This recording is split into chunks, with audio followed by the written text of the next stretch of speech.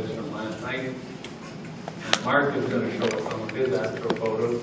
And then a whole bunch of people jumped in at the last minute, so I canceled one of the presentations, and we have this disorganized presentation of Perseus meteors from last night. And when it's all done, sometime around 10 o'clock, those who wish can go over to Boston Pizza with us for libation or pizza or both. How many have not been to a meeting with us before? 1, 2, 3, 4, 5, 6. Does this have anything to do with the Perseid meteor showers? Well, welcome to the meeting. You'll see they're quite informal. And the way they work is that we have a break for cookies and other little goodies in the middle of the conversation. And for those of you who have a penchant for rides, we'll try this thing out too. See who can get the highest. Is anything strange up there? No, it's like it. Where do I have to point this thing? Oh well, do it the old-fashioned way. Keep doing.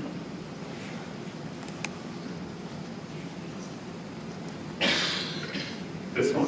It looks like backwards to me. There we go. It just needed to wake up Bill Gates or someone to run. The 2017 calendars are in, and we have 60 of them. We usually sell pretty much all of them. So Stan will be happy to take your $12. Where is Stan? Here. Okay. He's got them with them. We charge $1 a month. So if you're not interested in what happens in July and August next year, we'll take $2 off and rip up the pages. But other than that, you'll find that we probably have the cheapest price on those calendars of any of the other 29 RASC centers across the country. The Sprucewood Star Party is coming up. We've been pushing that for several months now. Sylvia isn't here now. She's out in Spruce Woods making sure that we have a nice reception when we have our star party. So she's giving a star talk along with Jerry tonight to members of the public. So it's the next new moon, early in September, during the September long weekend. And Ian Cameron and Sheila and Alan Macklin will be talking, featured speakers at that. But of course everybody is familiar with Jerry's binocular sky tour. If you haven't registered for that, we are certainly capable of giving you a registration form and taking your dollars, but it is a star party that's open to members only. And it's always a good fun event for 3 days. Brian is trying to organize a little bit of a work party to work on the observatory. It needs some things done. He can give you the details. Here we go. Here's what we need done. So it's not things that require a major amount of skill, although for the men, maybe vacuuming is a little bit of an so we need to paint the stairs. That's usually the last job on the day because and you have to remember to lock the door before you paint them. I went to do all that, but power was it? And Brian, what do you got for setting up the dog? You want to leave that assembled? Yeah, I do. Somebody's got a 10-inch dog out there. Is that Sheila? No. That's the Club 14. Oh, okay. It's a black one. And for those of you that are uninitiated, a dog is a kind of telescope that runs strictly on the human mind and hands, because you push it around to the point where you want to go. So that's a relatively straightforward set of jobs that we have to do. We have had a request from the folks at Riding Mountain to put on a star party out there, a star event. And I passed it over to the Brandon Area Astronomical Society because it was pretty short notice. We already have an event going on at Spruce Woods, and this comes just the weekend following that. So I thought it was, with 3 weeks' notice, it was a little much for us. However, here's what the details are so far. Brandon is going to take it on. They need probably 2 people, but they would be like to have some people come from us. And it wouldn't surprise me if we took a major part in this, because from the sounds of it, Riding Mountain wants to make this a fairly stable event, meaning annually. I don't know how we'll do that, but we can try. So the event is the 9th and 10th of September, and it'll run from about 9 till 11:30. What they want to do is they're going to have a sort of area where there'll be a sidewalk astronomy booth is what they called it. So they'll be in a place that's not too dark, and it'll be for people that general press and just show them some of the things in the sky that can be seen from a brighter location. But nearby will be a darker site, they say near the boat launch, where there'll be a telescope or more set up for viewing. And Saturday night, they were talking about putting telescopes on board their cruise boat, which was pointed out was probably not a good idea. But they will have some kind of a star show and a binocular event from the cruise boat, which I understand carries about 60 people. And camping and accommodation have to be worked out, but as you'll see in my next slide, some of it is coming together. We are wanted, and if you're at all interested in participating in this, I will send out details on the discussion list, and you can access the necessary people to make your own sort of commitments. The interpreters at Riding Mountain have said they have reserved a group camping site at Audie Lake, which if you've been there is a very dark location. It will be $5 a person to camp out there. And it's sort of up to us and Brandon whether or not we use that or whether we travel there, do the star party, and then go home, which is easier for Brandon people than it is for us. We have a professional photographer who's going to be teaching some of the basics of dark sky photography. You may or may not learn something depending on how proficient you are in that field. There'll be no camping and park fees for RASC participants beyond the group site in Audie Lake if we choose to use it. And it's still in flux. All the details haven't been worked out yet. Interpreters have to get certain permissions to waive fees and things like that from their managers. So this returns us back about 30, 40 years when we used to have star parties at Riding Mountain. I'm not sure where this will go, but it's a bit of an opportunity. It could be a bit of a fun weekend. Big problem for me, at least, and probably many of you, is the first night of that proposed star party is our next meeting. So you'll either skip this meeting and go to Riding Mountain, or you'll just do the Saturday event on the cruise boat. Anyway, keep an eye out for the email if you're on the discussion list. If not, you can give me an email address and I'll make sure you get a copy of the final details. Glenley Observatory, for those of you who are new or don't make much use of it, it's open to all members. It has a warm room for which you can get anybody in who joins the center can get a key. There's a Meade 12-inch telescope out there, the 14-inch Dobsonian telescope, and you, of course, can borrow club telescopes and take them out there and use them. It's a moderately dark site. It's getting a little more illuminated, especially if you're unfortunate enough to be out there when the speedway is running, which is more for noise. We had times last night we couldn't hear it, so Brian, anyway, will be able to provide you with details about using the observatory. We have telescopes for loan for the new members. There's no charge for it. You generally get it per month. You can see the details here. Stan will handle any reservations that you might make for a telescope. Do we have any here tonight? They're both out.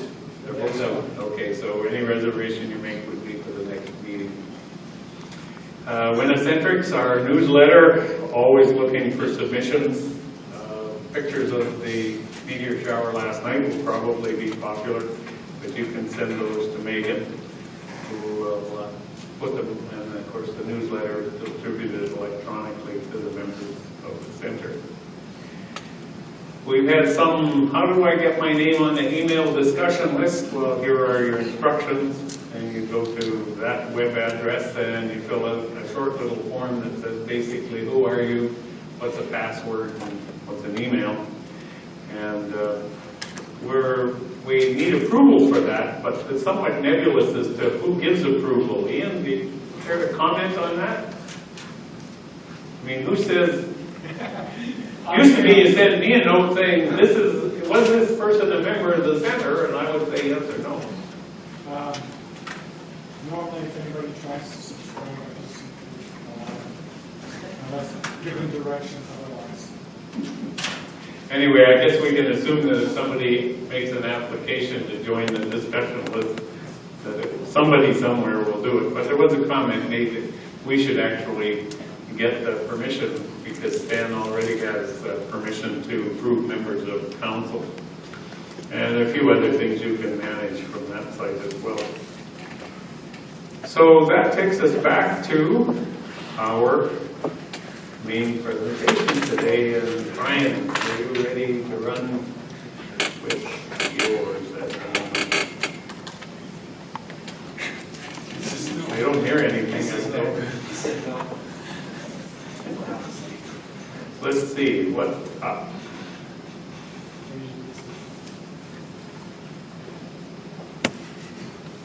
There you go. You want the power boost? It's actually got a little electrode that you stick in your buttocks that gives you a little charge when you've been up all night. Testing, someone hear me? Okay, all right. Okay, so this is for August. What's up? Hopefully I'll get through this without falling asleep. All right. Okay, so for the planets, not much. Okay, so Mercury is coming around, so it's going to be visible in the. All right, so I'm talking about Venus. Sorry, Venus is going to be visible in the evening sky. Mars is going to lose its brightness, its magnitude of 1 by the end of the month. My favorite planet of them all. And of course we have Jupiter. It's going to be quite low in the sky. Your sunset, and of course Saturn's going to get a little dimmer, but it's going to be low in the south side in the evening. So moving on. Okay, so this is roughly what the planet is going to look like in relation to Earth. You can see where Mars is. There you go. Okay. All right. So of course we got Saturn here, Mars. See Venus is coming around here around the Sun, including Mercury. There's Earth right here. And there's Jupiter, as everyone can see.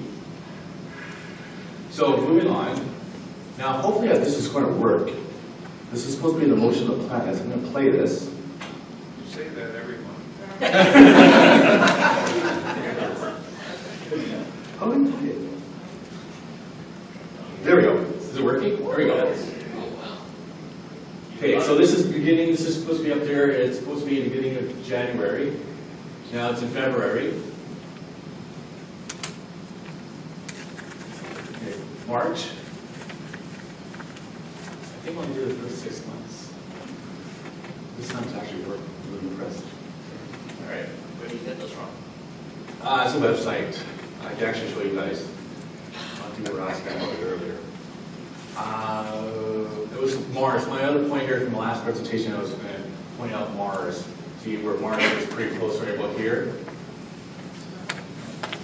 And of course, we're a little faster than Mars, so it'll take 2 years again to come out and catch up with Mars. Where are we? Well, we're in June. And so there's Saturn. Now when it's highlighted like this, it's visible. Neptune becomes visible. Actually, I have the full year. I guess so. All right. Just kind of give you an idea of how the ocean planets in relation to Earth. All right, looks like we're in August, so it looks like I got the full year here. Okay. I'm really impressed at work this time. All right. So I'm just going to move on to the next slide. Okay, for the calendar for this month, of course, we got the new moon on August 2nd, the full moon is on August 18th. Zodiacal lights are coming back up on August 3rd, but this time it's going to happen in the pre-dawn in the morning, so roughly 5 o'clock, I think. I'll show you exactly what I mean by that. Of course, we have the first meteor shower and the first meteor shower that happened, well, just last night for some of us that were there. That was pretty spectacular. I got some video, a little time lapse, and some photos of it. I'll show you guys briefly. But what's nice about it, we got 2 meteor showers happening at the same time. All right, and here I'm going to put a little more detail. Zodiacal lights, okay, just some brief information. Of course, it happens along the elliptic plane, where the path of the sun is. Of course, it only occurs in spring and fall. Now, for spring, it happens in the evening after the sun sets, and then the fall is going to happen in the twilight, early morning. Okay. And of course, it's only going to happen if the geometry right in terms of relation to the Earth and the sun, and be able to see it. All right. Now, moving right along. Okay, zodiacal lights. Okay, it's just it's very, very difficult to see. You know, even some of the more experienced astronomers have difficulty seeing it. But I've seen it myself in Arizona. We were there on the way to the hotel. We had to stop. We had a little bit observing. But in the next 2 weeks, you'll be able to see it. Just be careful, of course. Confusion can be some light pollution there. It might interfere. Of course, the moon can interfere with it, but not on August the 30th because we have pretty much a new moon there. All right. Moving right along. Okay, so we have the pre-dawn of zodiacal lights. Now, like I said, I say around 5 o'clock would probably be a good time. The sun's going to come up around closer to 5:30. That's when the twilight starts to happen, but you need pretty dark skies. So here's the elliptical path of the sun right here. So you can expect a little triangular right about here, I would say. I do have some pictures of it, but of course we don't have time to put it up on here. But that was in Arizona when I took the pictures. All right. So that's August the 30th, and I say around about 5 o'clock for viewing it. You might stay up all night, which we usually do anyways. All right, moving on. Okay, the Aquarius meteor shower. Okay, that peaked on July the 28th. Okay, I was there on July the 28th with some friends there at the pit, but it wasn't as good as the Perseid meteor shower last night. Of course, we still have 2. The Perseid meteor shower. Okay, now what I've done from last time for my notes was I added that, I think, Kevin, was it 40? We counted 40 or 50? Oh, easy. Easy 40, right? Every hour. Yeah, All right. last Really? Last night we had 312. Well, they were more north, you guys were more south, right? But all right, well, we counted about 40. Okay, I had both cameras going. All right. Of course, some additional notes I found out that around 2 o'clock, that's when it really does peak, around 2 o'clock. And of course, I think some of us found out that it started to really pick up after 2 o'clock in the morning. And of course, the debris, some leftover comments to throw the puddle. Now, of course, this is what it's supposed to look like, where it's supposed to, the meteor shower is supposed to radiate from Perseus constellation. But what I found out when I was with Kevin last night, there's Perseus, there was the Big Dipper right here. I had camera pointed here and here, and I found out we got most of the meteorite showers from this point in the sky. I think we got a good 40 just for that couple hours right there alone. Of course, the more moon kind of set around, I think, what, 12:30 last night, was it? All right. Okay. Now, see if this works. I think this little time-lapse photography I have for last night. All right, that wasn't very good, but there it goes. Yeah. That was the one that went to the pole. no, actually, this was July 28th. Sorry, this is the July 28th one. Previous meteor shower. That was 2 weeks before that. Okay, I'm going to play it again. You guys have seen the low horizon.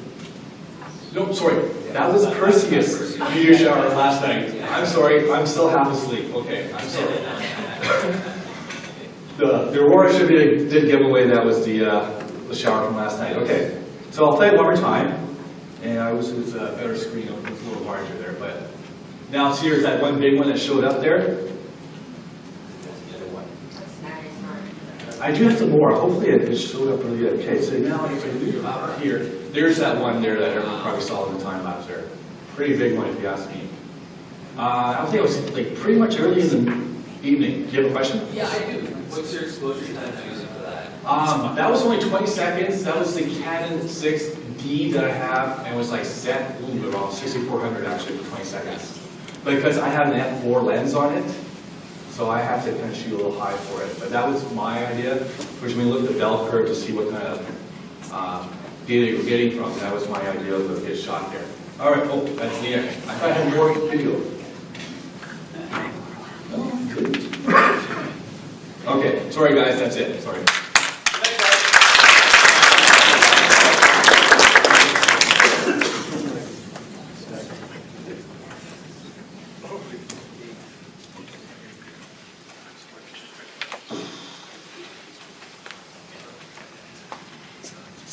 Okay, now we'll cover off what's going to be happening in the next month, or what has happened this past month. I guess I can close it. Better.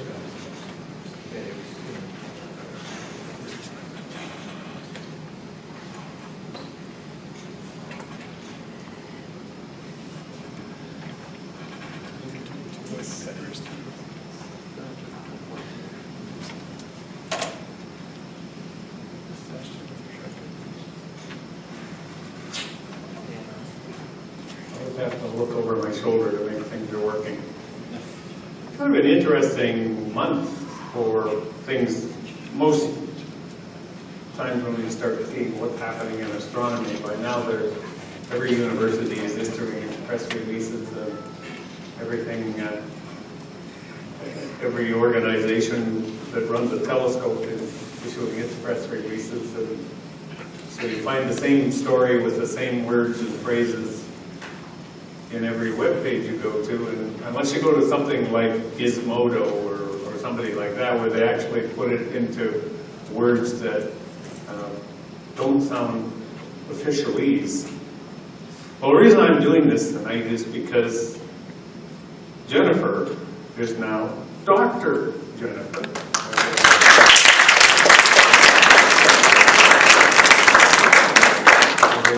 Successfully defended her PhD and now is one of Canada's newest astrophysicists. She said, now she didn't actually say that she didn't have to do this anymore because she was a doctor. Planning many, many things coming up in her life, and I can understand the pressure that comes as a result of that. But if she wants to jump up here anytime, you can come up. This is an interesting story. It kind of takes astronomy back a long time into the past, but it does it from a very, very earthbound perspective. So what they've done is they've detected 60 Fe, 60 iron, isotope of iron, in crystals that are produced by bacteria in Pacific Ocean sediments. So what they do is they dig down or they drill down, they pull up a column of sediments and they test layers in it for the presence of this isotope of iron. And of course, this isotope of iron doesn't occur naturally on the Earth. It comes instead from supernova explosions. And lo and behold, when they took a look at this column, they found out that there was a peak, that there was a rise and then a fall in the presence of the iron isotope. And in fact, that peak lasted for about 1 million years.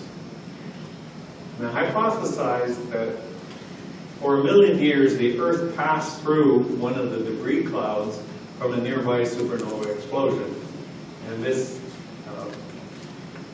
supernova, most likely in the Scorpius Centaurus OB association. OB OB stars are hot stars that are pretty quick to form supernovas fairly early in their life. And it's also one of the newer star associations to us, so it's logical to assume that if 2.7 million years ago we started running through a cloud of debris from this supernova and it lasted till 1.7 million years ago, that it couldn't be that far away from us. And it's in the neighborhood of 300, 350 light years distance. It's still a little bit of a guess, but that seems to be the closest logical position for it. The bacteria actually capture the iron and incorporate it into little nanocrystals that they make, and then when they die, they settle in this layer of sediment, which is then later analyzed. When you look at the signal, it looks something like this. And this is from the original paper, but you can see these are two different cores, but you can see that sometime around here, the amount of iron begins to increase to a peak and then fades out here. So this is where the 1.7 to 2.7 million years ago number comes from. And although it's a little rougher in the separate core sample, it is approximately the same 1.75 in here, and tapering off, in this case, around 3 or upper 2s. And there were several core samples. This is just some of them. Now, the star association, the Centaurus, Scorpius, OB association, from our latitude, we only see Scorpius. A little bit of a jog southward, you can see some parts of Centaurus. But where we're most familiar with that is in the area around the star Antares, which is actually down below Saturn and Jupiter in the evening right now. And so Antares is actually a member of this OB star association, as are most of the, go back a bit here, as are most of the other bright stars in this area. I like the connection between paleontology and astronomy that comes from this thing. It's a little bit like the levels of iridium we find in certain locations in the Earth. It's an indication that we were hit by a rather large meteorite at some long time in the past.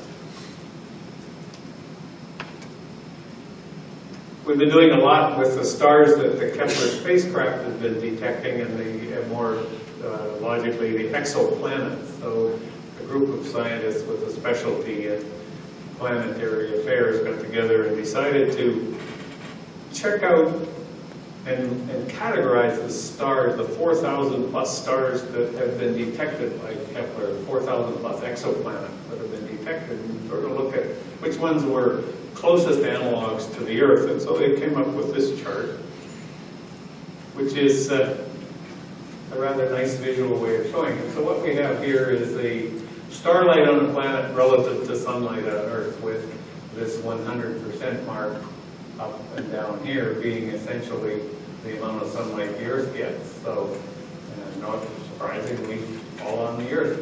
And over here we have sort of degrees Kelvin temperature of the star when our sun is approximately at that temperature. So around here you can sort of see the relative sizes of the planets, which are sort of ranging from half the Earth in size to 1.5 the Earth in size, depending on the size of the body they've used to describe this thing.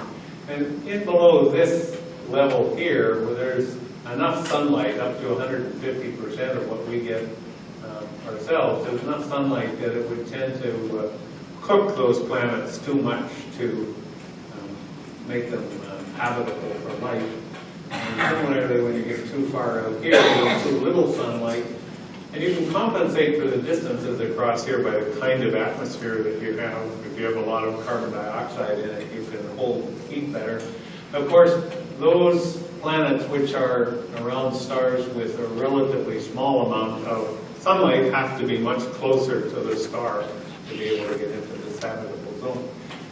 So these are most likely to be rocky planets because they're all up to about twice the size of the Earth, 1.5 times the size of the Earth. But there's some interesting candidates that are almost exactly the same size of the Earth, which are very likely to be rocky planets with a fairly high probability, if our ideas about the development of life are correct, a fairly high probability of something interesting happening on them if you assume that, given the right atmospheric and composition of the rocks and oceans, that life would inevitably form.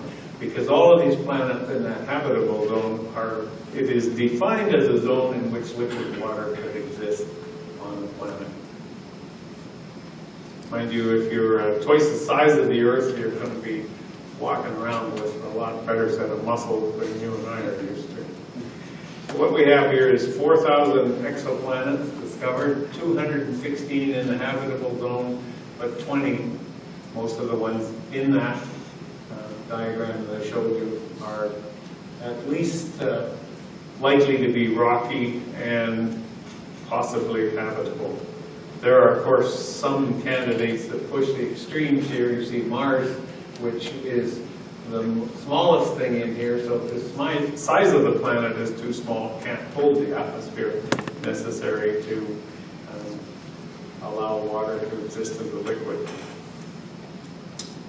This is a sample of 4,000, so 20 out of 4,000 candidates. We can essentially assume that every star has planets around it. It would be very rare, I think, not to. And so when you take that sample of 20 out of 4,000, it means in the billions and billions of stars in our galaxy and all the other galaxies that, as they say in the paper, it's teeming with Earth-sized habitable planets in across the universe. And of course we have to include moons there because there are some very, very large planets that probably have moons that are Earth-sized that would be able to hold an atmosphere and liquid water. The WISE spacecraft, an infrared spacecraft that's now defunct but observed for a number of years, is still producing some interesting results. And what's happened is some researchers have re-examined the infrared data, looking at the bulge, the central bulge of our Milky Way. And because the bulge has a lot of dust and gas in it, it's pretty much obscured from our view. But the infrared light will go through that dust and gas, and we get to see where the individual stars are. And so they plot a map like that that shows where the individual stars appear. And they come out with this X shape in it. Here's an artistic representation of what it would look like from a distance. And you see this because you're inside the galaxy.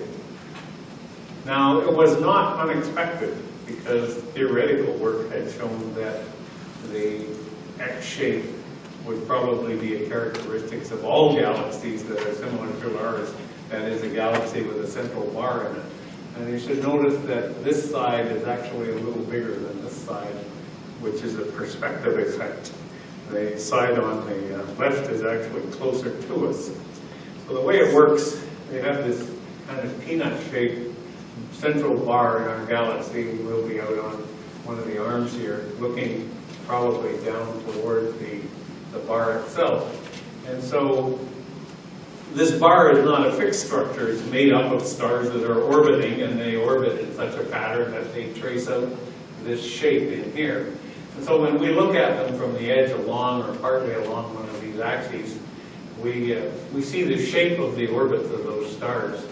Now there are two ways that this X shape can arise. One of them is because of mergers from other galaxies that have collided with and bonded with ours in the distant past, or because there's internal dynamics in the stellar orbits.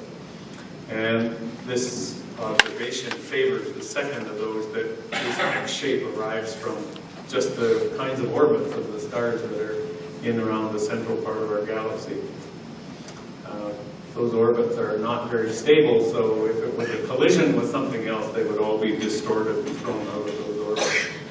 So here's a sort of schematic or mathematical representation of what one of these orbits can look like here. So sometimes it's just stars going around in this kind of a shape, or flatter shapes, or back and forth like this that are tighter constrained. And here's an artistic representation of what some of these orbits would look like. And you see there is kind of an X shape. So we're actually looking down toward this peanut-shaped thing, and we're seeing these wings that form an X like that.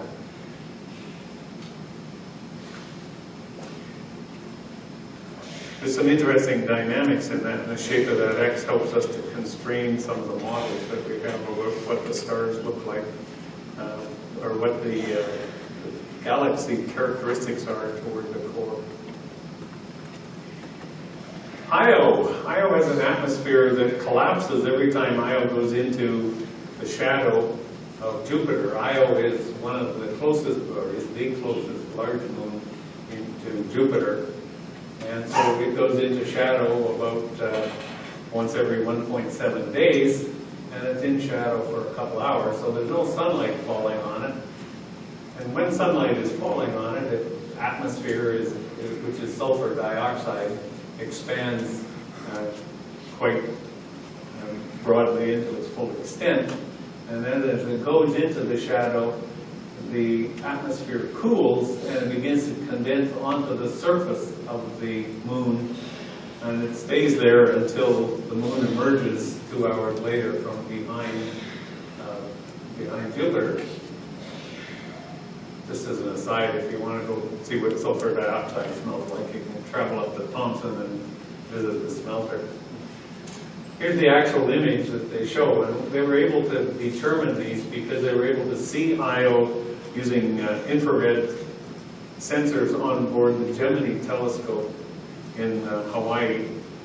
And so as a result of that, they could see what was happening while Io was in the dark, so to speak. What happens is that the temperature falls from minus 148 to minus 168, and at the same time, about 28% of the atmosphere precipitates onto the surface in the form of a sulfur dioxide ice.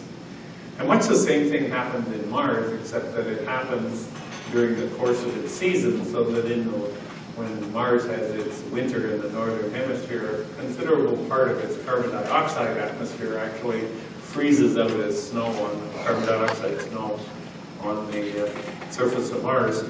But this is happening on a daily basis.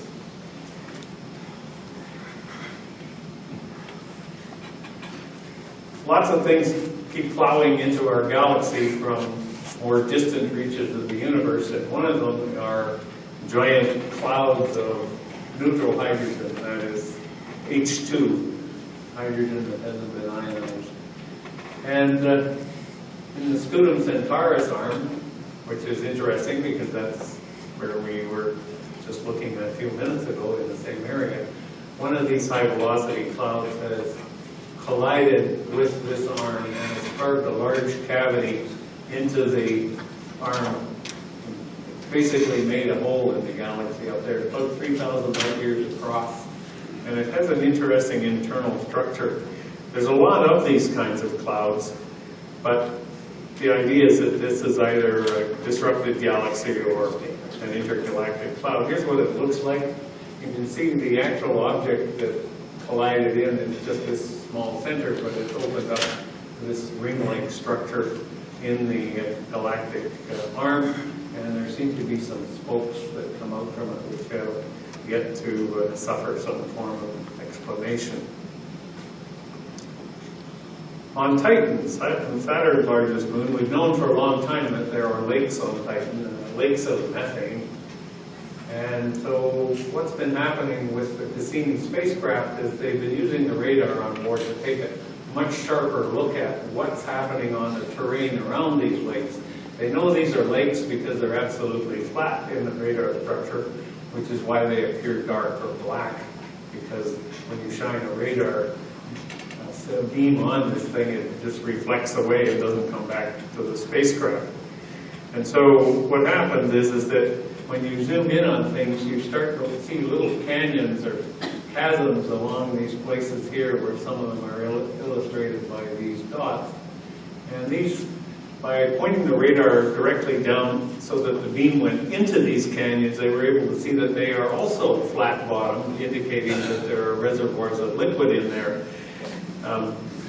Now the problem is that these things, some of them are at the same level as the lake, which suggests they're being filled by the lake, but other ones are actually elevated above the lake, so that what there is probably some kind of tributary, just like mountain lakes, hanging lakes in a mountain, that fill up with liquid methane, and then it drains down through these canyons or chasms into the main lake itself. So what we're beginning to see here is some of the fine structure of the landscape on Titan, now that the Cassini spacecraft is getting close to the end of its lifetime. Juno, the spacecraft that went into orbit around Jupiter last month, is making the first of its great big looping orbits, and on August the 27th it completes that. Now it started that orbit very, very close to Jupiter, swung out a long distance and coming back in. It will reach that closest point later this month, 4,200 kilometers above the cloud top. In contrast to when it burned in last month, all of the scientific instruments will be turned on, so I imagine we'll see some rather spectacular pictures and measurements as it closes in on Jupiter.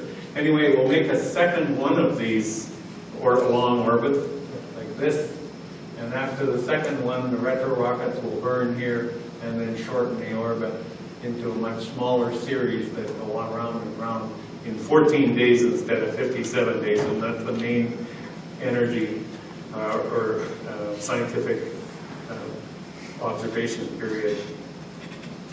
Perseus, this is a map up to last night of the rate of Perseus meteors from the International Meteor Organization.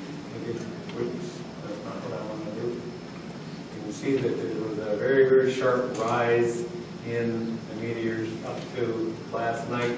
Peaked at 418 this morning with what we call a zenith hourly rate, which is a sort of calculated rate if you had really good skies and you could see the whole sky at once. But they're looking at close to 140 per hour, which is probably double or a little more than the normal rate. So it was a pretty good meteor shower from other measurements. And these are average points from other observers around the globe and in North America. So we'll be coming down off of that peak tonight, but we should maybe still pretty high to get some pretty nice meteorites.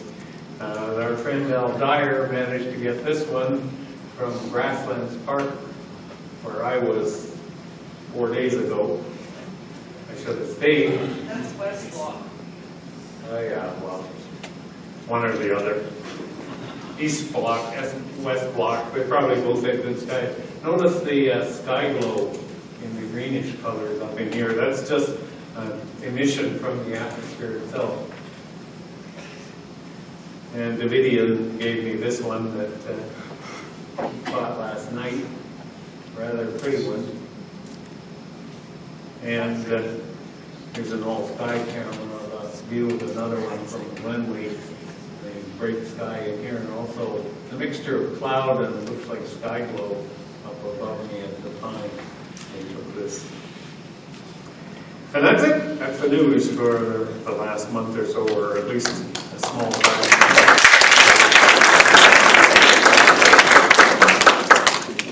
Ralph.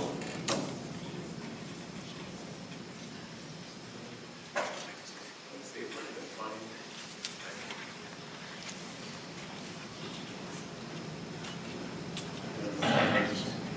Let's see. There we go.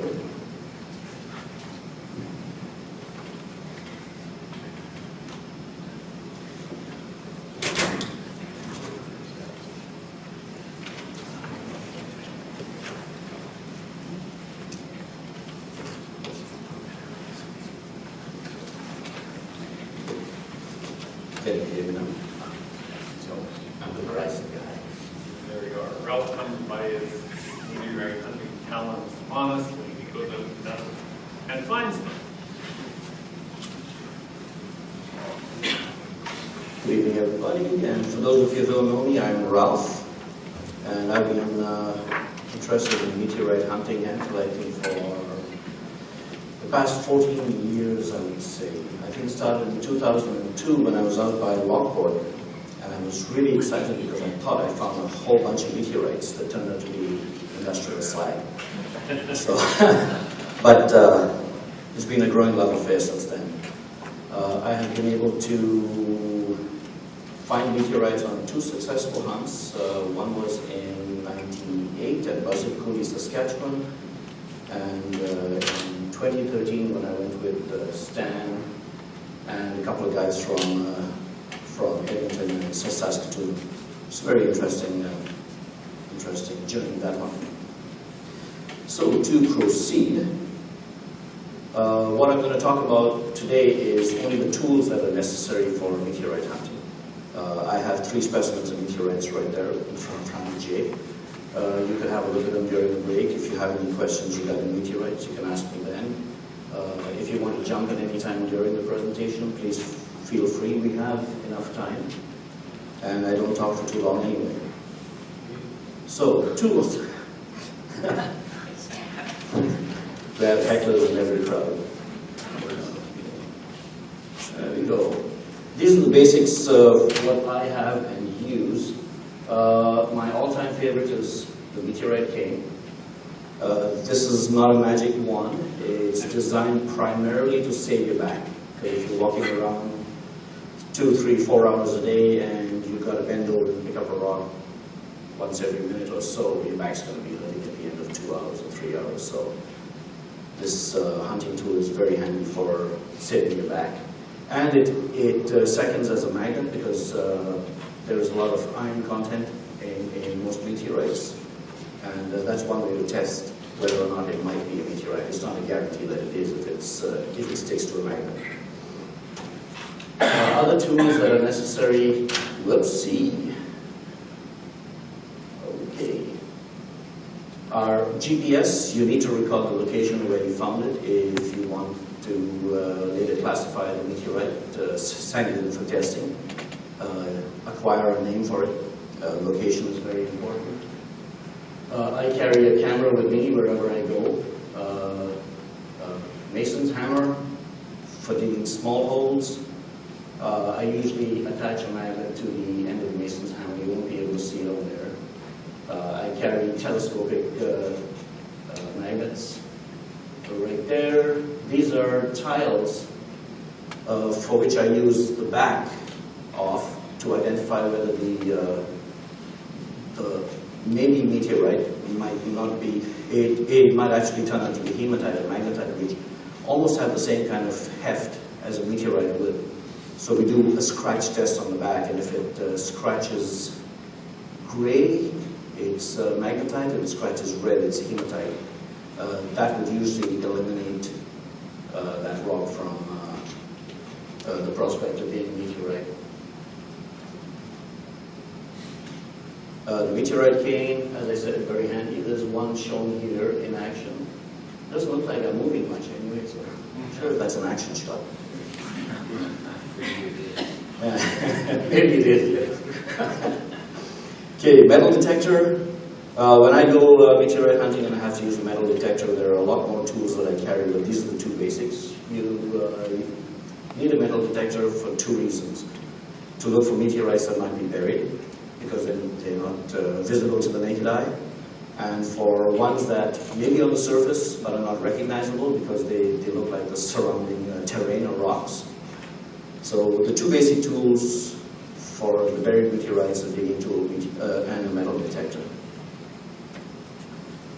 Another very handy tool to have is an assistant, and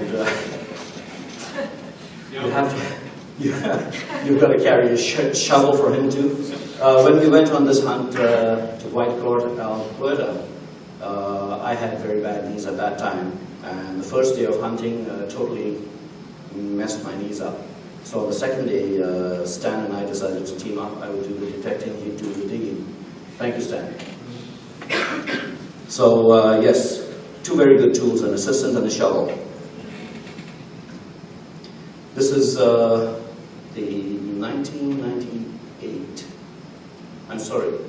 2009 hunt that I went to Buzzard Coulee with my girlfriend Naomi. This is the large specimen that she found. It was 94.5 grams, and she's taking a picture of it where she found it. Some people use rulers and scales or elaborate scales of sorts you can buy on eBay, but anything that can be measured, like that little pen that we had over there, sits right next to the meteorite. You take a picture of it. That gives you a sense of scale and a picture of how large the meteorite was, because otherwise it's hard to tell. This little rock, which you can see better over here, now resides at the Science Gallery in the Manitoba Museum. They bought it off us, which made the trip really worthwhile. And it sits right beside a larger meteorite called the Elm Creek Manitoba meteorite.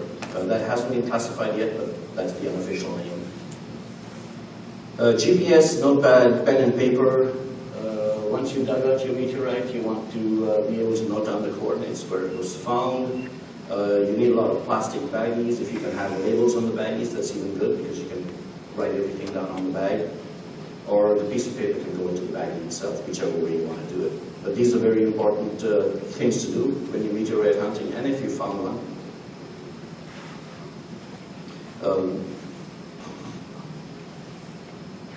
Meteorite rake. Now this has never been very successful for me.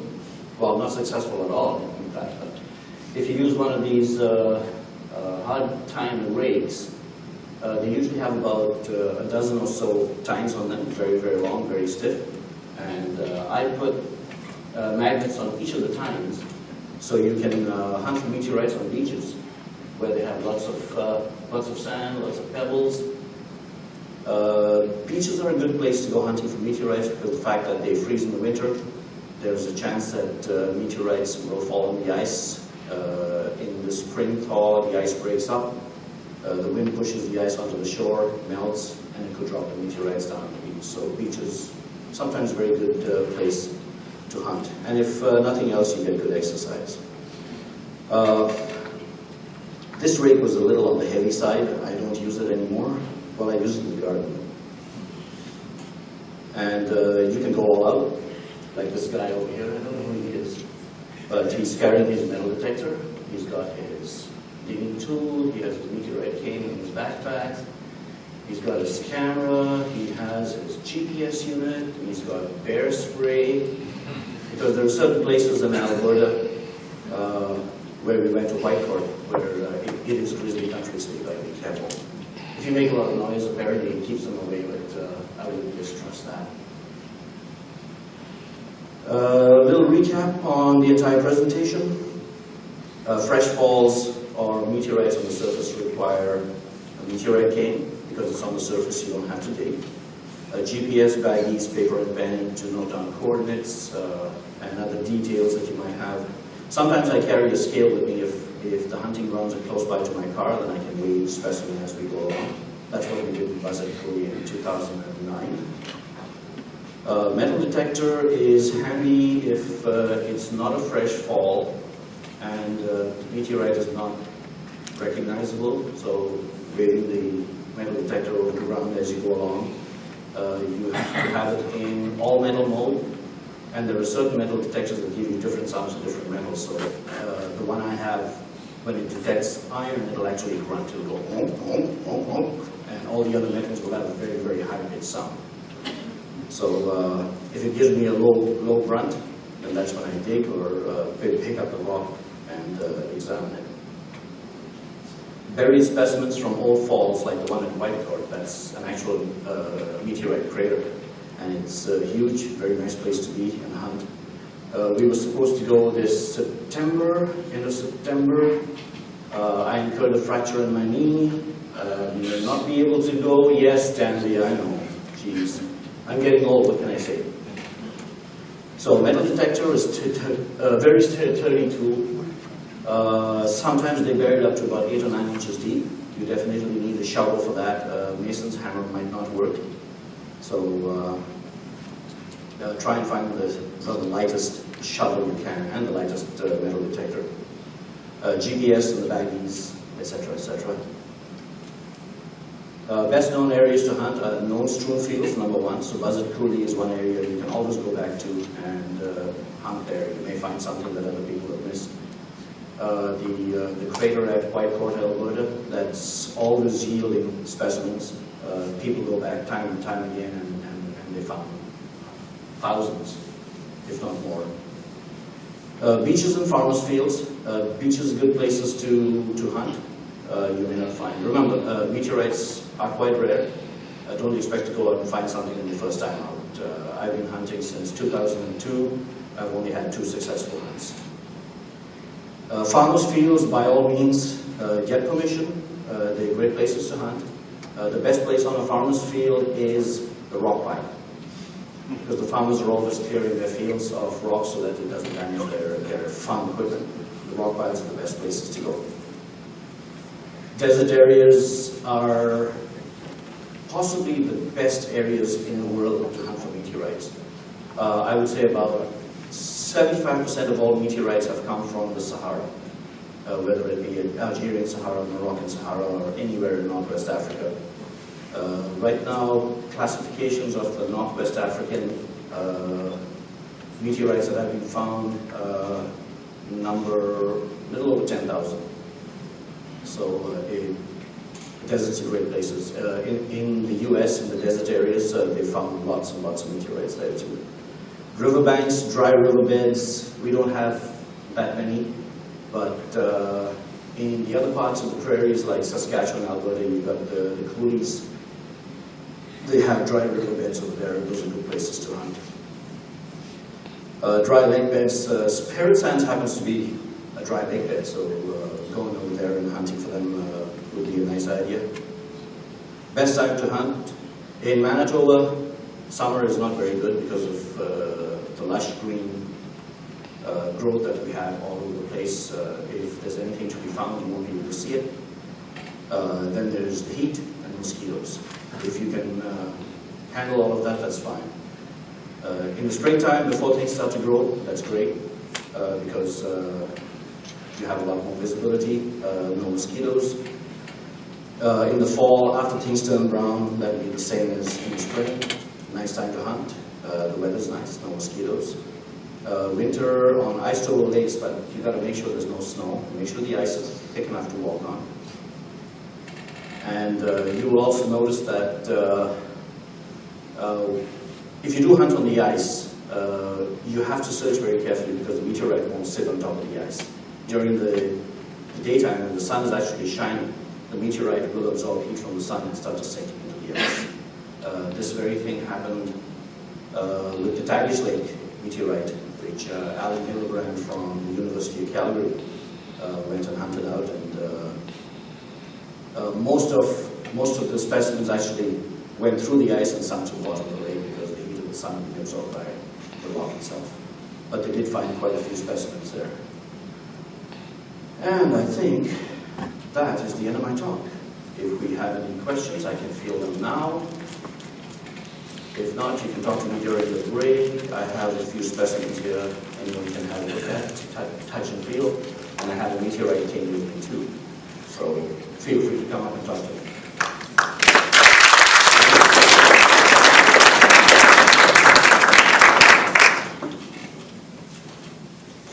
Thank you, Ron.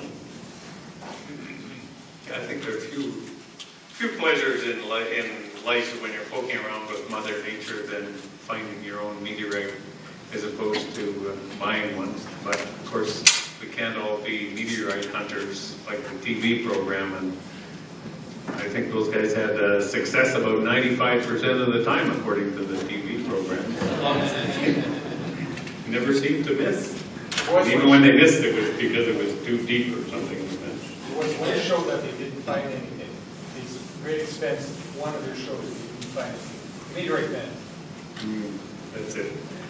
So meteorite samples are here to look at during the break. We have a donation of books, and you can look them over. Chris, did we bring? We'll hand out tickets, and you can, if you're interested in any of these, we'll pull the tickets, and you can come down and, I don't know, I guess let's put the bag in here. We'll pull a ticket out of each bag. So you get 1, 2, 3, 4, 5, 6, 7 tickets, and you can put them in whatever bag you like. Should make Jennifer in charge of that. That's her favorite technique. She's not donating the books today. And where? Somebody want to say anything about these books? There's some interesting reading here. You know, like Action at a Distance in Physics and Cosmology. This is by Hoyle and Arlicker. Those guys are classics. They're pioneers in that sort of. Anyway, let's have our break. Coffee is ready to go, and cookies, and thank you very much, John and Margaret, for providing your own device there, right? There we are. Excellent. Going to talk to them? Hey, can my echo? Wow. I think I can go. Hi, everybody. You can hear? I have more questions for you later. It's interesting, I brought this device in here today, and I have my presentation. As I was making the presentation, it was getting bigger and bigger, and I kind of realized that it wasn't so much an astronomy club presentation as maybe a computer club presentation, which I have nothing to do with really. I'm working on some projects with these devices. The other interesting thing too was as people started coming up and talking about it, and they're saying, oh well, you've got an intervalometer, or I have one like that, and I kind of realized maybe I should have done a longer search on eBay before I started building one. But it actually comes out of another thing. A few years ago, I'm aware of technical things, and I started hearing about Arduinos and Raspberry Pis, and it was like, well, I can sort of understand the Raspberry Pi computer. It's a whole computer, and it's very small. And apparently it's, like having a computer from 2000 or so. They're like $50, and you can do some interesting things. You can control things externally from the computer without USB interfaces and complicated. You just turn on and off motors and lights and interesting stuff like that. And I kind of thought, if you have that, why do you have this Arduino device, which is way, way less powerful? So, at a certain point, I'm a musician, and I was working on a musical instrument problem, and I kind of realized suddenly, like, oh, I see exactly the case for it here. This is perfect. You don't want a computer to do this job because you don't want the overhead of a computer, boot times, all sorts of stuff like that. And that's kind of what happened with this project. Last year I won I opted Star Tracker, which we'll see a photo in a bit. And I didn't have a camera. I do have a camera. I have a 1967 Pentax with some nice lenses. And I used to do some pretty interesting photos. I used to put on I had a quarter 20 mount on the weight of my telescope, old Tasco. And I'd find a star, and I'd turn the dial really slowly for 5 or 6 minutes of, 6400 AS8 baseball-sized green film in the camera. And I'd get Andromeda Galaxy M31, or I got a really interesting M81, M82 with an NGC object. That was actually from in Vancouver. I was like, wow, this is really cool. You can do cool stuff just with almost nothing. So I got this device that tracks, and I didn't have a camera. So I went on Kijiji. I thought, I've heard it's a good place. And I got pretty cheap, $185, a nice little Pentax, or a nice little Canon. It's about 7 or 8 years old. No lenses, but then I discovered eBay and found out I could get lens adapters for my Pentax. So I threw that together. And I got the camera out, and I decided I'm going to do some, go for astrophotography. How long can I dial up the time on this camera? And that's, there we go. I had problems right off the bat. First I wanted to get a lot of exposures and stack them, right? Which I've done a little bit with Planetary, doing video and that, but never with full sky shots. I can only get 30 seconds on this camera without connecting it to a computer or anything else, so I can't do it really. I don't have a portable computer. I have just an iPad, or I have a desktop machine. I don't really even want to use a computer because I actually want to see the stars, and I don't want to look at the screen and get blinded anyways, right? And the camera, I can't do the fancy stuff with Wi-Fi. It's like, oh, I'm stuck on every direction. And I'd like to do something like Brian did with the video from last night of the aurora and all those things. things, and some nice videos and shots. So that were my problems. And I started looking at solutions. The first one is that there's lots of info online on building a bulb control. A bulb is, you press the button and it triggers the shutter on the camera. If you put it on bulb setting, you hold it, the camera keeps going until you reach the button. Great. Build one of those, no problem. It's just a switch. It's a cable with a switch in it. So you flip the switch, you press the button, and it goes. So pretty easy. I just wired it into a little plug, put it on there. And then again, the same light with the musical instrument experience came on. It was like, hey, an Arduino is a bunch of switches and a bunch of buttons. Now they actually don't have them on there. They have little things called pins. And the pins you can program, pin number 13. It could be an input pin or an output pin, just on or off, or check if there's a switch, or it could change the voltage. Lots of tricks you can do with it. Then the next thing with this is actually the device. This is called an Arduino, and you can see all those little holes in the top row there and then down below here. They're where you plug a wire in. And this is basically for building test devices. Like you want to make something, but you don't want to actually solder together this big chip on the bottom here. You don't want to have to build the whole thing. It's got power supplies. It's got a USB connection so you can connect to a computer.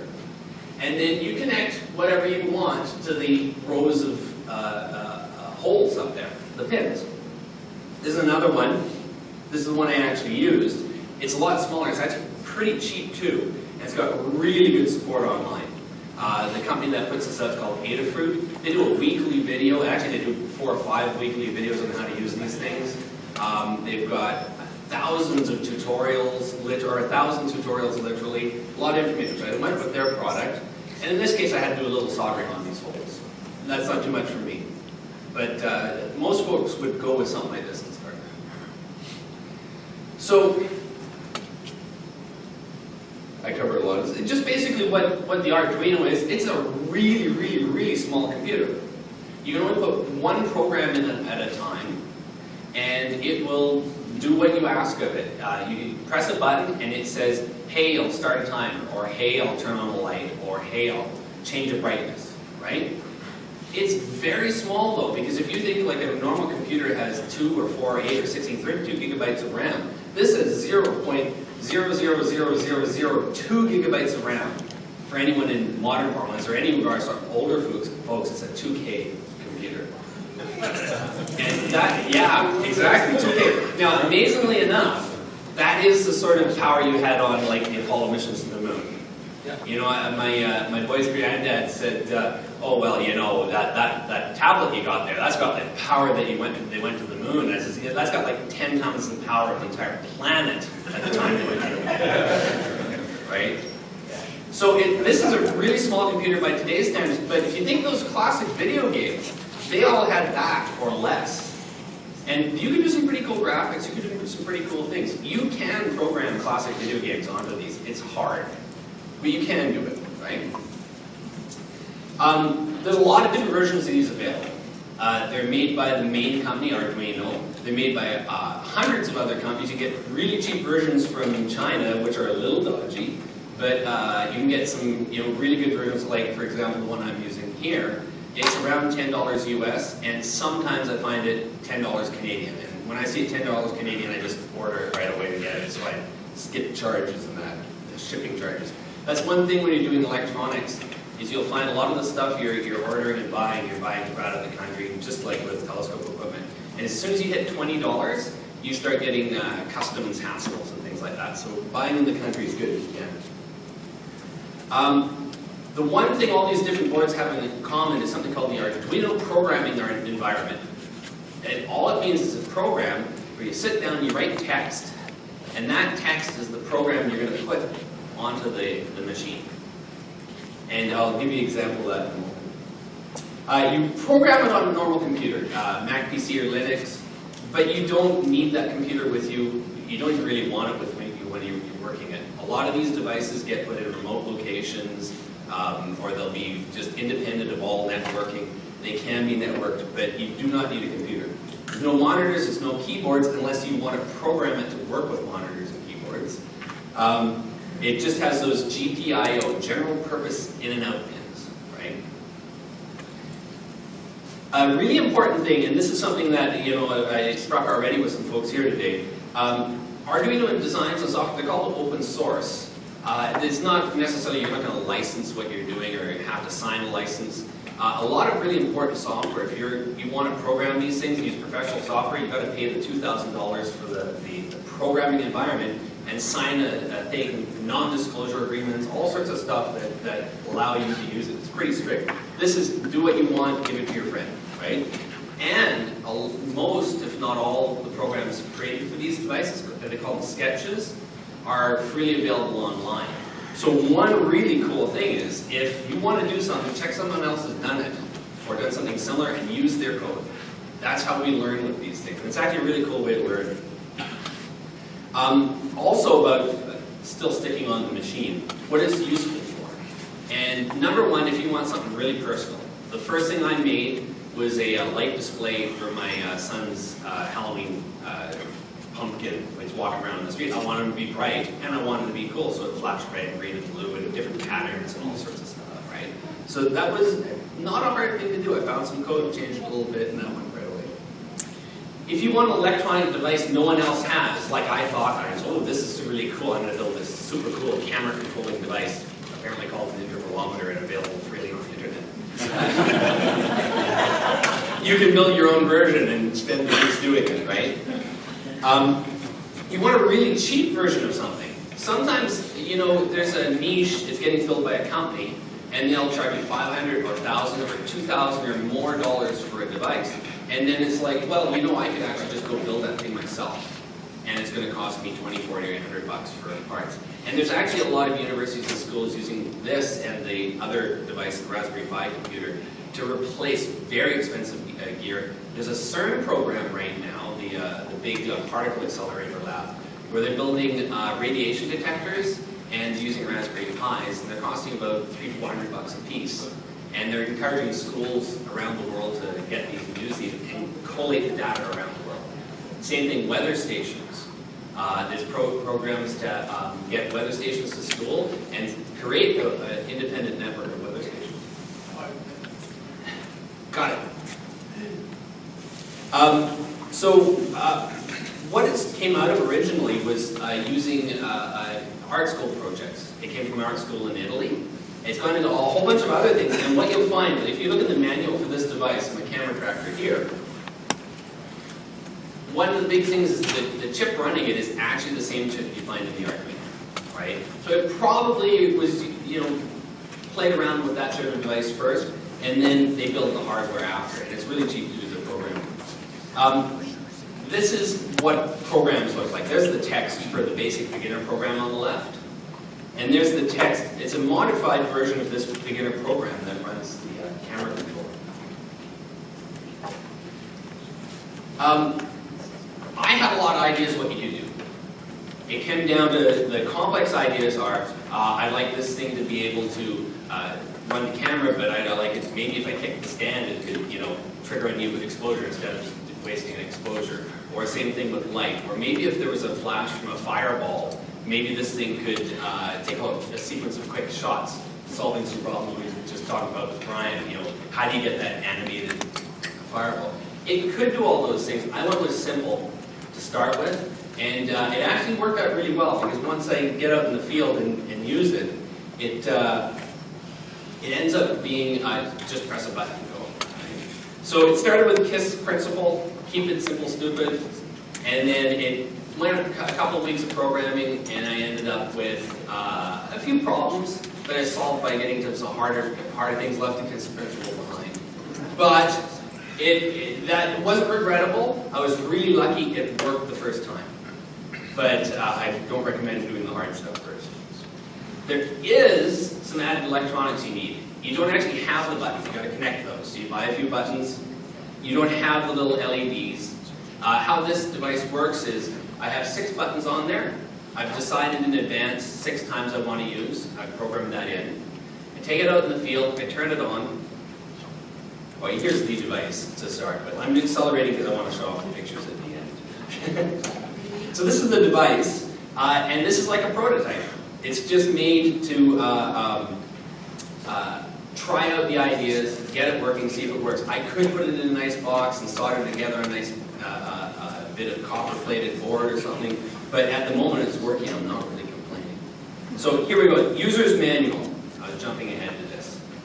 Get your camera going. Plug it into the camera.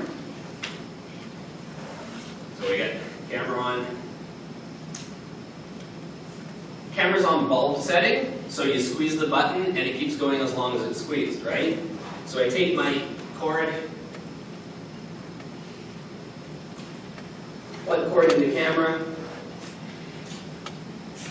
Oops, I hit a button on myself. Turn on device. And then you can see this is a 30-second timer, the first button here. It's going to count down to 30 seconds and finish exposure. I've got a range of times on that particular version up to 6 minutes. I can reprogram it for anything I want. If I've got a great camera or something, 3 hours if I'd like, but whatever you like to do. But it's really, and I used it last night. I spent a long time getting all my camera together, getting all the settings on the camera right, but I plugged that thing in, I hit the button, and then I didn't look at the camera for 2 hours. There we go, that shot's done. And now it's doing another. It'll just keep going. So that was the next shot. So that was a really nice thing, is that once I had that going, I'm not staring at the camera screen, I'm not playing around with anything else, it just kept going for me. And so my buddy, he had a similar thing, he had a little remote control, and he was clicking at it every now and then. But it was really nice that I just didn't have to deal with that. So with that, last September I got this shot. That's a single frame, VEM31. I had it on the RASC list last year, or this year. Single exposure, 6 minutes. It was one of about 8 or 9 shots I took that night because I was testing it out, and I had actually worked with it, so I did a lot more. And the next shot here was last night. That will improve in a second as my old iPad starts bringing in the whole deal. There we go. There's a purse skid, which was luckily in my field. The good thing with last night, there were a lot of purse skids, so I did catch that. That was in the first 2 minutes, so that's the fourth frame I took on that. I have another 150 frames after that I haven't looked through entirely yet, but if there's anything else, it's me. And finally, good places on the web to learn how to do this stuff. This, for me here, is a chance to say that, if you're kids, or you got kids, like I'm doing with my son, I'm getting him into programming. He's 8, and he's been programming for a year now in some really basic programming languages. 2 weeks ago, he programmed a really cool game. And it wasn't a hard experience for him. He got a little daddy guidance, but not a lot, right? Getting something like this, really inexpensive device, and starting with it, if there's a project you have in mind, if there's a costume you have in mind, or you want to control a light, a really good project on this is controls for red light sensors, red light flashlights. You could do it yourself with this. So that's the, there's a bunch of information here. If anyone would like, I could post this PDF on the list if anyone wants information. Don't know anyone want information on this? Yeah? Okay. And the other thing too is the program. I had one request. I can also post the program on the web list. And if anyone wants the program and wants to grab a device and change it to their own thing, they can do that too. So there we go. Talking as fast as I can.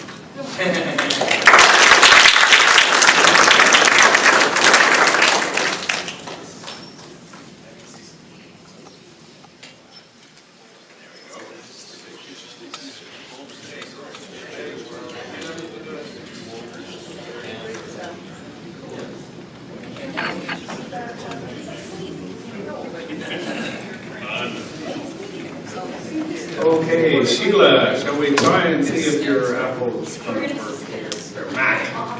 Sheila's the ever-ready bunny of the Winnipeg Center. She's the kind of girl who can work for 20 hours a day. Well, put in a 9-hour day, then go out and fill the rest of 20 hours by running around in the dark and taking pictures. Getting back in time to sleep 4 hours and go to work again. If it doesn't like that, No, it's not. That'll work with the phone. Oh, Jan, do you have a connector?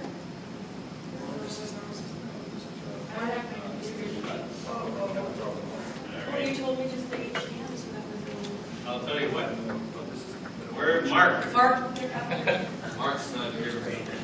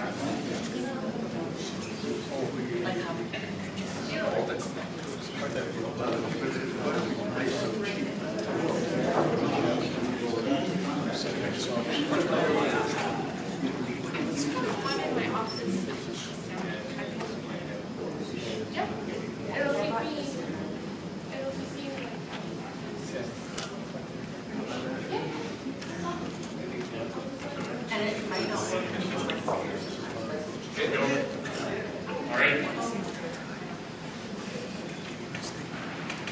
Okay. I'm a really lazy master photographer, so I do everything from my backyard.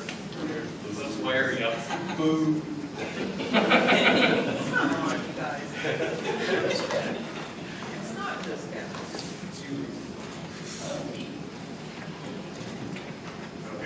Okay, is that better? All right. Well, this is my backyard, and what I've done over the years is acquire equipment and create a small observatory. For those of you who don't know or do know, maybe this is called a SkyShed product. It's a pod. It's an observatory dome, personal observatory dome.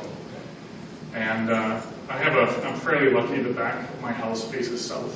And until Waverly West came in, I had a clear view. I now have a lot of light pollution.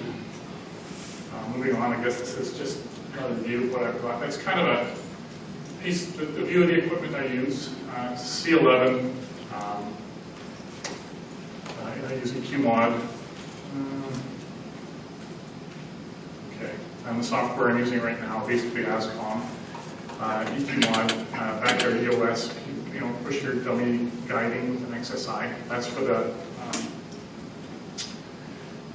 DSLR. And then I've just acquired a new CCD camera, an Avid product for 28EX. And so that's kind of the setup I have. It's an EQ8 homemade pier, basically inside this primary or personal observatory dome. These are just two pictures I published earlier on this, I guess we did last week. This is just me trying out the camera for the first time. This is the CCD camera with the filter wheel. Just trying to get everything to work. And amazingly enough, it's pretty straightforward. In the black and white picture was just one M27, but it's through one filter. It's a blue filter. It's LRGB. So luminance, red, green, blue. And I have still space in the filter wheel for a few others. But that's my first images out of the camera.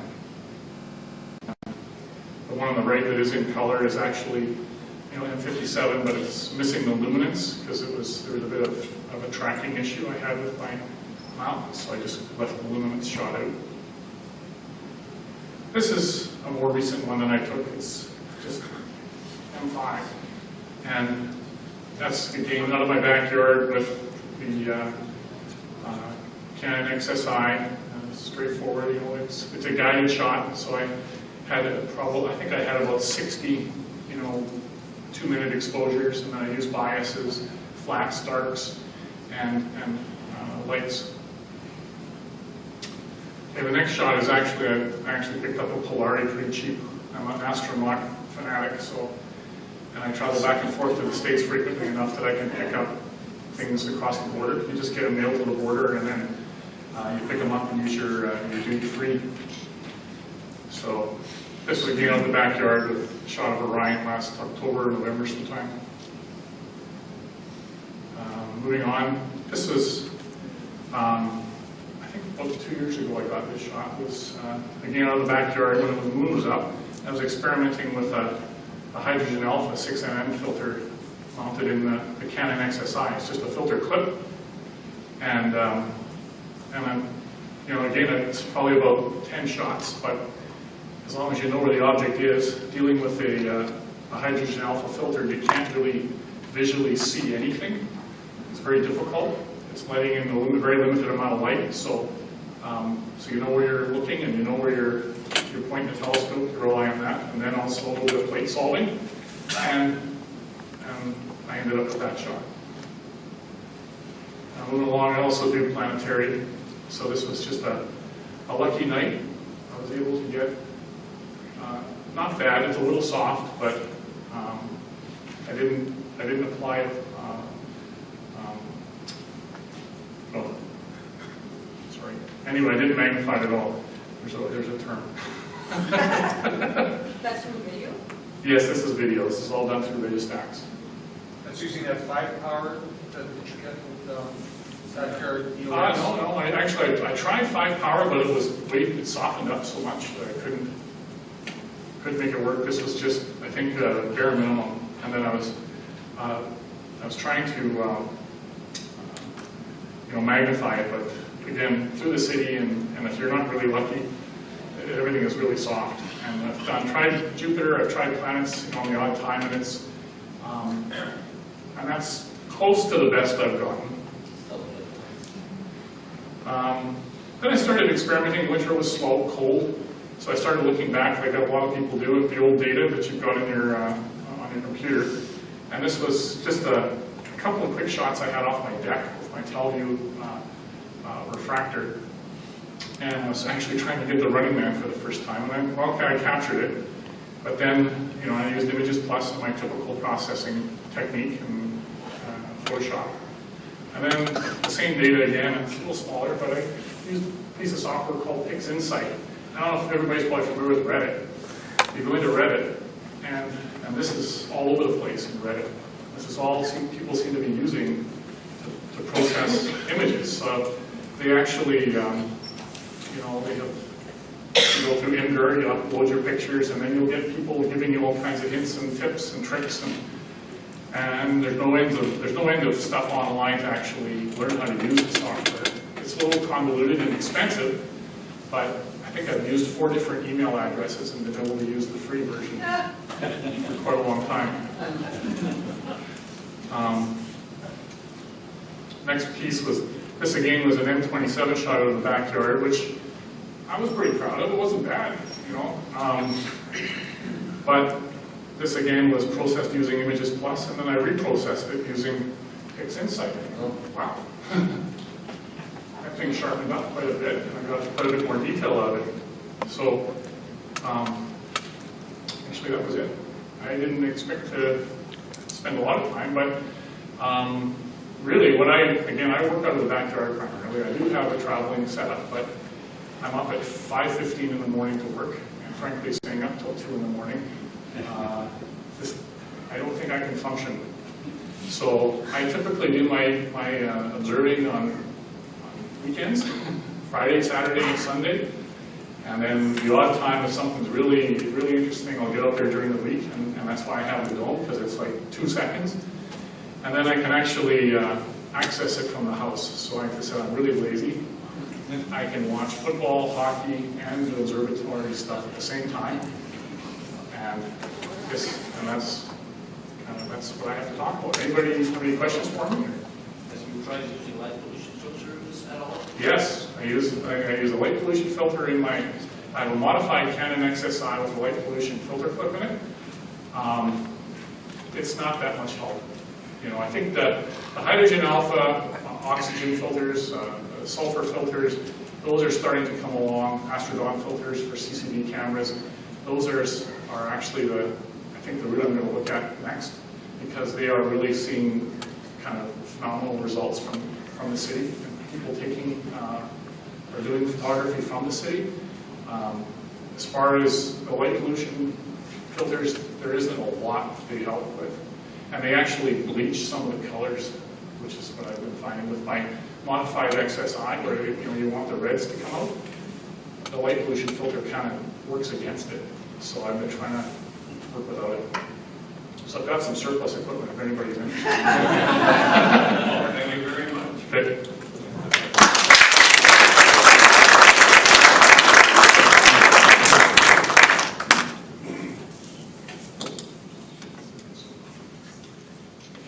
I think I'm going to do the same thing as soon as somebody invents a tree filter.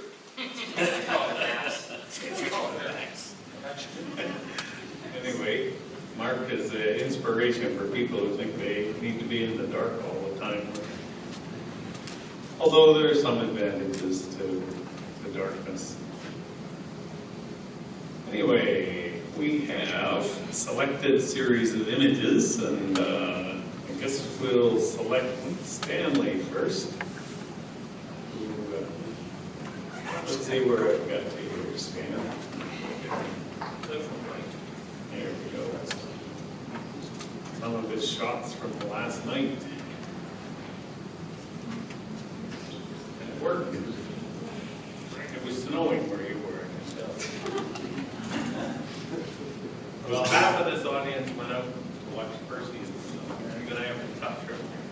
Oh, easy. So I just did this afternoon. You know, it's always nice, Jay asks you 3 o'clock in the morning, well, Stan, can you do a little presentation for the meeting tonight? So, thank you, Jay. I appreciate the opportunity. Okay, so this is the full field of what I'm shooting. I've got, I'm just using a Canon DSLR. I've got a 11-16 zoom Topeka camera lens.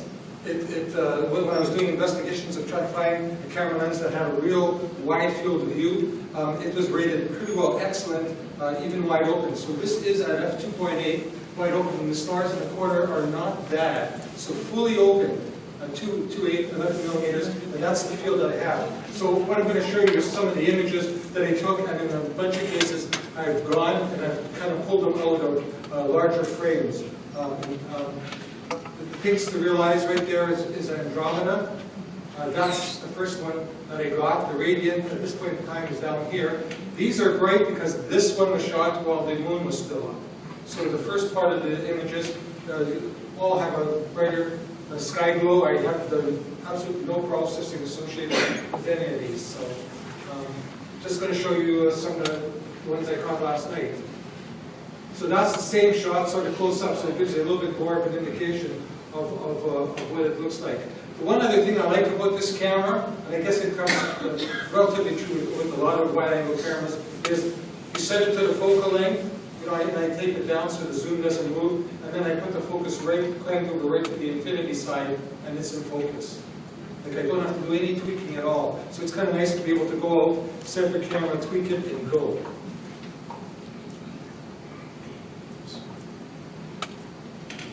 So there's another one. So the first few were all beside Andromeda. One of the things I wanted to do, it was unsuccessful, but one of the things I wanted to do is to just take a shot of the field around Andromeda and try to catch meteorites going through it.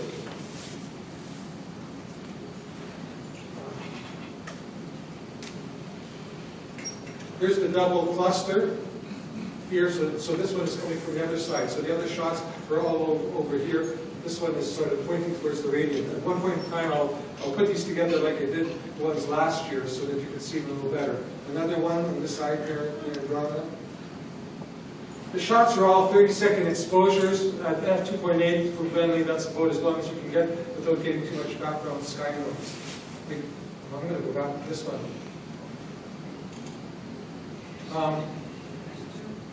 There it is. This is one. This is not. And one of the things that we found last night, and Jay was complaining about a lot, is every time we saw a great meteorite go through his image, next thing he knew in the same exposure, here comes a plane. There's a lot of planes. You know, it was surprising at 2 o'clock in the morning how many planes there were. So So you could tell where these would be located, because all of these were basically pointing towards the radiant point. This is the next one. It was fairly bright. And again, there's a plane. And how you can tell is if you take a look at the next image taken directly after this, there's a piece of this on this side. And the one before it has a piece of this on this side. So you can basically tell the difference of what it is and what it isn't. There's another next one. This one actually has a fainter one there and a brighter one there. But you start applying these together and take a look. It shows you exactly where the radiant is. The radiant will shift from what it was last time. It's just a little bit over today. With the 11mm lens, it's easy to find it. So this one has the two in it. This is the one, in fact, Kevin, the shot that you had shown earlier, or Brian, the shot you showed, and Kevin, you showed that one as well. I think this is the same one. It was later in the morning, and it was really bright. It was probably about -7 magnitude, -8. It was really a bright one. It wasn't quite as bright as the full moon, but it was significant. So, and this is the full frame of 11mm. So this is a very wide field. So very bright and very long and large. So we're pretty pleased with that one. You can see in this shot, you can see that there's all this stuff. We had we were in fog part of the evening. We were literally laying in gravity chairs with the blanket over us, and you could look around, you could see, we're in a layer of fog, so the sky was pretty hazy.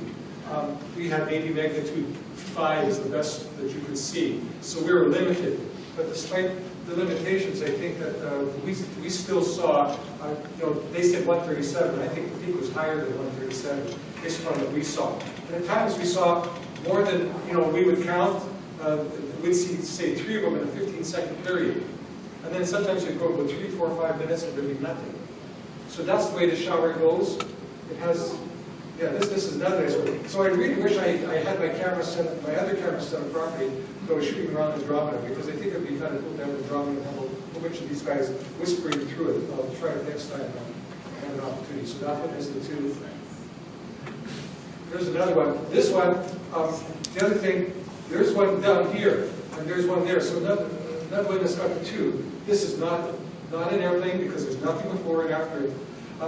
Normally, there's 2 showers going on at the same time. Brian was talking about this. One thing that was different from last year, this year I didn't see many from the secondary shower.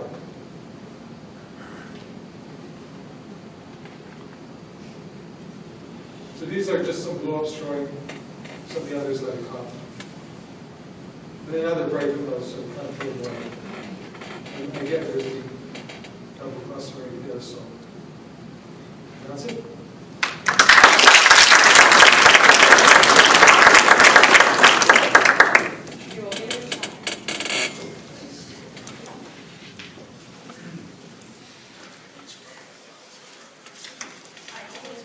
There's a lot of different techniques to photographing meteors, and there's a little bit of a debate of whether you should have wide-angle cameras or narrow-angle cameras, and how long an exposure and everything else you do. But I think you can see from Stan's result that he hit the numbers quite well.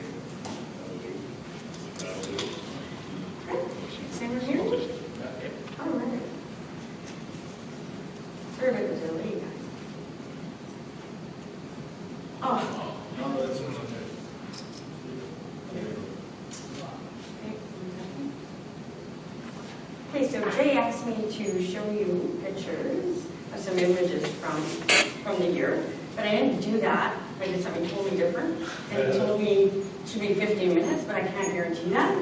If anyone knows me, I'm leaving when I'm out at night at midnight, but I'm always coming home when the sun rises, so my conception of time is not very good. So why take just a few images when you can take hundreds of images on a night? So what I'm going to talk about a little bit tonight, because a lot of people know that I do imaging, but they don't necessarily know that every time I go out to image at night, I also do a time lapse every time I'm out. And I have hundreds and hundreds and hundreds of time lapses. So, and with that, you capture sometimes really great moments, and you just have one great image on the evening. But putting them together, you can take time lapses of anything, flowers opening, right? But one of my favorite things is the aurora. And this was just actually last week, I believe, out at Norris Lake. There was a storm warning, and it just all of a sudden appeared. And so doing a time lapse, I set up a couple of them on the evening. And it allows you to actually sometimes just sit back and enjoy the show that's happening too, instead of running around chasing it and wondering what's happening. So this is a time lapse. One of the time lapses I took of that evening, just showing the sky, right? Because sometimes one picture doesn't necessarily give you the whole feeling of the evening.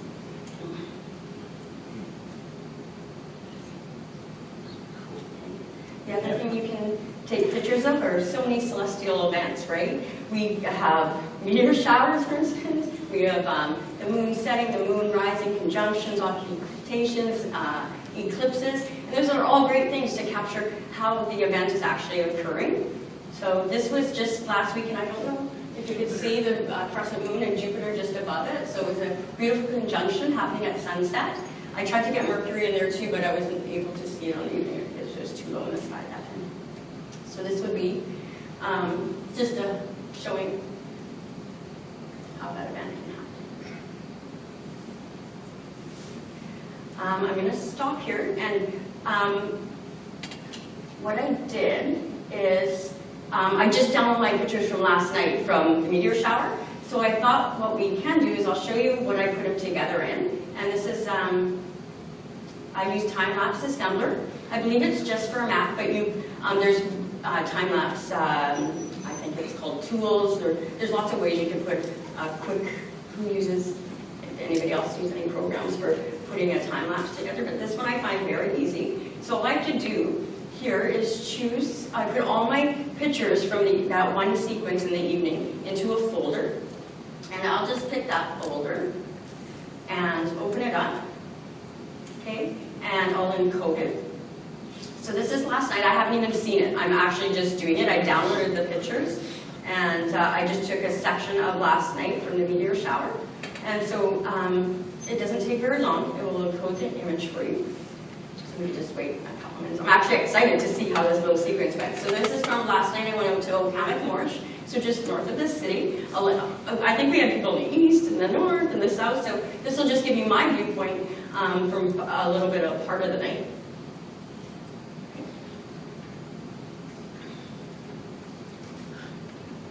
It won't take long, sorry. I just wanted to do it in front of you and show you. And we had I had lots of aurora out north. I almost forgot about the Perseids were going on, because my favorite thing is aurora. I got really excited, and I was pointing the camera in the total opposite direction. I don't even know, just going through my pictures really quickly tonight, if I even caught very many meteors. I did see lots, but they always seem to be out of my frame. Does anybody else do time lapse here? Brian? Yeah. What's that? Yeah. And I just find it a really easy way if you just happen to have an extra camera just to set it down and go. Okay, so we've done that there, and then I'm just going to open this up and grab that, and we'll take a few photos.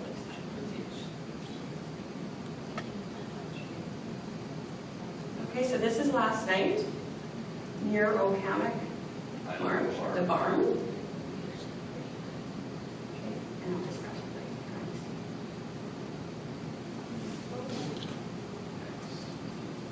So the clouds did move in, but shortly after, around 2, they moved out, one car came to come in there, but then he left. So anyway, so that was just a little part of the sequence from last night's meteor shower.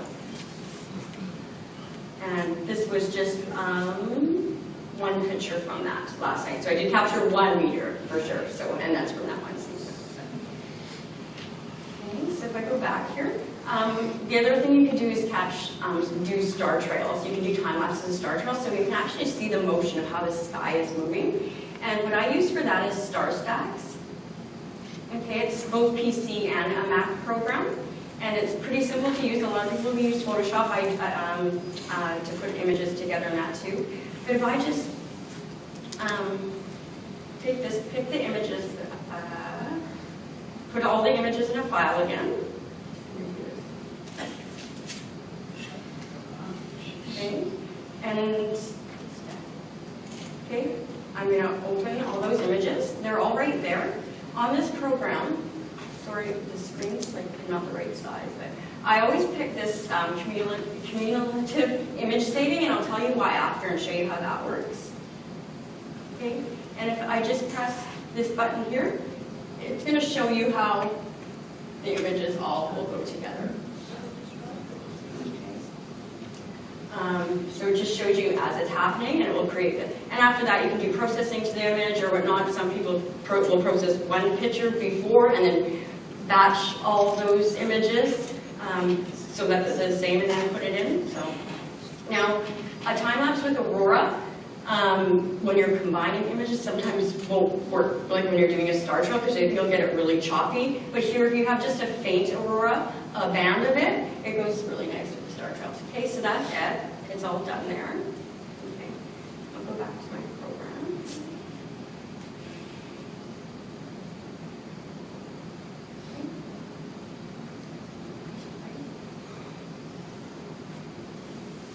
Okay, this is a different star trail that I showed. From that's where they use the star tracks. So this putting the time lapse together, right, is all the stars moving. But that that step that I clicked on, it will keep each image like 1 and 2, and it will actually combine them so you can see the stars actually trailing in the sky. So to me, that's a really cool element. You're looking at it, you can see all the satellites and everything. Now, one program I found really interesting, I always thought with time-lapse, I love those ones that you see those professionals doing, they use all there's so much equipment that you could use to make the time-lapse look as though it's moving, right? So you get all your gear up, you put your camera on it, you can make it look as if you're moving towards the sky or along the ground. But I did find this program called Panelapse. And so I'm going to show you 2 of the same videos, but by just changing it a little bit by using this program. So you can actually zoom in and change, it just changes the dynamics of the time lapse. This one is of the star trail. So it actually makes it look like I'm moving, away from it and actually walking. Which I find pretty. You can even make a still image. You just took one beautiful image on the night, but you want to kind of give it a little bit of dimension. You can actually just duplicate that image, or to 200 times, put it in the program, and you can make one still image look like it's moving too. So I find for a time lapse, if you give more elements to it, it just makes it more interesting. Okay. And then just putting it all together. I actually use just iMovie on the phone. So every program I'm telling about today is actually completely free software. So it makes it easy, for testing and that. I just want to share. I press the button. So some of you may have seen this video. Like I said, I have hundreds and hundreds of time lapses, but I wanted to test it out, so I used the iMovie to test it out and combine a whole bunch of time lapses together. I just use low-res images.